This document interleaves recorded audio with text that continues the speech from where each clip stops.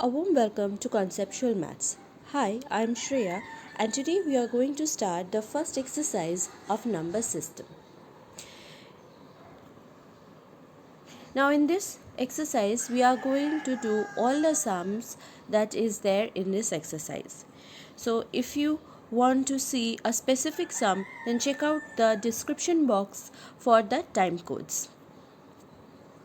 The first sum. Is 0 a rational number? Can you write it in the form p by q where p and q are integers and q is not equals to 0? So, the first question says, is 0 a rational number? If it is a rational number, then we have to show it in p by q form. So, the first part of the answer is yes. 0 is a rational number and we can write it in p by q form. The restriction in p by q form is p and q both belongs to integers. Integers are denoted with z and q should not be equals to 0. The denominator should never be 0. If the denominator becomes 0, then we will get an undefined number. So, 0 can be written as 0 by 1. 0 can also be written as 0 by minus 1. 0 can be written as 0 by 2. And in this way, q will have a definite value, whether it is 1, minus 1, 2, anything.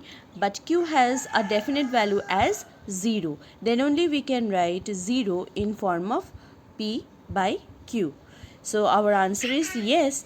0 is a rational number and we can write it in p by q form where q is not equals to 0. Second sum. Find a sixth rational number between 3 and 4.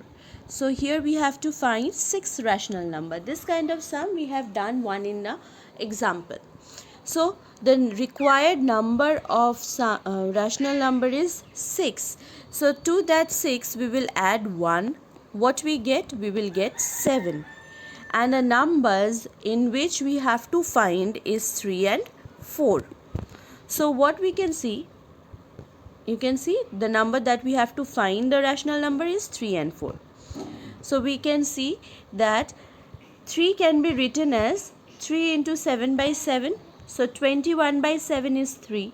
And 4 also can be written as 4 into 7 by 7 is equals to 28 by 7. Here the number 7 comes from here.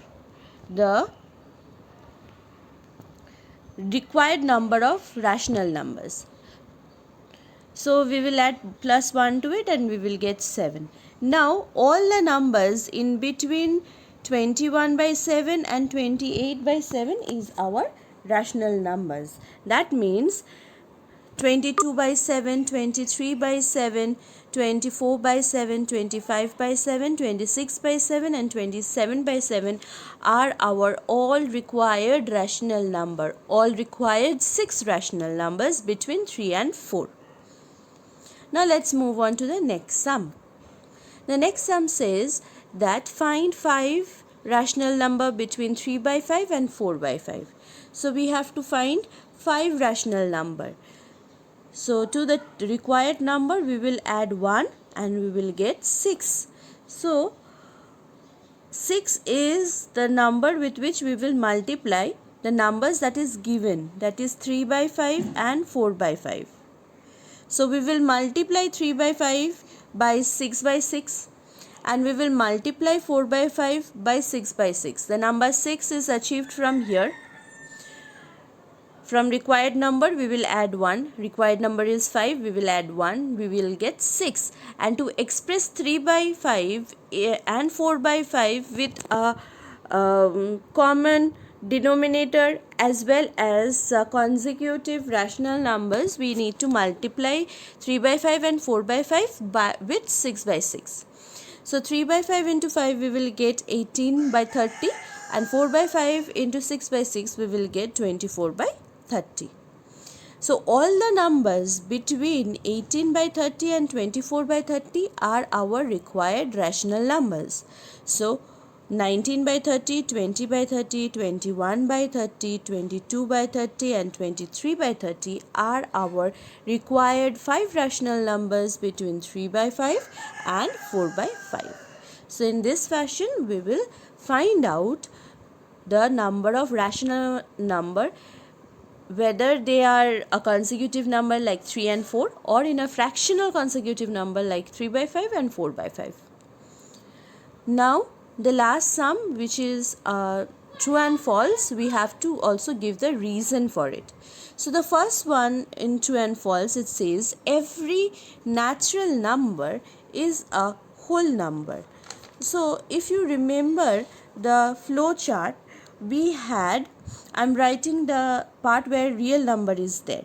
So real number are divided into two parts. One is irrational number and one is rational number. Again, rational number is divided into integer, that is denoted with Z, and non-integer. So we are writing non-Z, okay. Then integer is further subdivided into whole number and negative numbers. Whole number is again divided into 0 and natural number. So I have no space for it. So remember 0 and natural number. Here the question says every natural number is a whole number. So at the end we have natural number. If I give a asterisk and write over here. So whole number is further subdivided into 0 and natural number. So all numbers starting from 1 and onwards are natural number, but all numbers starting from 0 and onwards are whole numbers. So we can say that every natural number is a whole number. We can come up. Natural number becomes a whole number. So this is whole number. Natural number is a part of a whole number. Only in whole number we have 0 and in natural number we do not have a 0. So the first answer is true. Remember this flow chart. Always remember this flow chart. With this help we can do the next two true and false. Now number 2 said every integer is a whole number. So remember that we have rational number is dividing the number into integer and non-integer. Integer is further divided into negative number and whole number. So question says every integer is a whole number. Every integer is not whole number because in integers we have negative numbers as well, but in whole numbers we do not have negative numbers. So integers are both positive and negative, but in whole numbers we are having only positive numbers. So all integers may be negative, but all whole numbers are always positive. So here from integers we can subdivide it into negative number and whole number. Whole number does not contains negative part. So we cannot say that every integer is whole number. So our answer is false. Lastly, every rational number is a whole number. Again, we have integer. Integer is further divided into negative number and whole numbers. Integers, we have non-integers as well.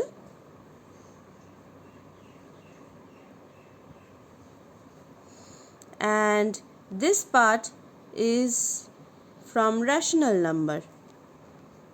So every rational number is a whole number. every rational numbers can be written in the form p by q. So we have fractions, we have negative numbers, but whole numbers have only positive number. You can see whole numbers have only positive numbers, whereas in rational number we also have non-integer and negative number. So every rational number can not be only whole numbers. So our answer is false. So today we have discussed the 4 sums from exercise 1.1. I hope you liked this video. If you have liked this video, then give it a like and share it to all your friends who are in needful of this. And if you are new to my channel and like my content, then please subscribe to my channel. Thank you.